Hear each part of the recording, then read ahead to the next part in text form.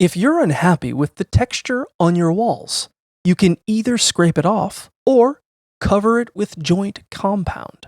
Scraping involves wetting a small section of the wall, letting the water soak in, and then using a floor scraper at a 30-degree angle to remove the texture, working in small sections and ensuring the wall stays damp.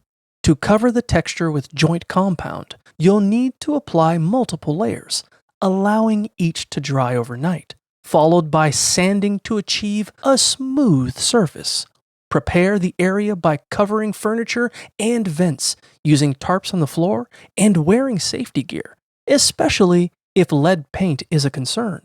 After sanding and cleaning, apply primer before painting. Make sure the joint compound is mixed to a pancake batter consistency for easy application with a paint roller.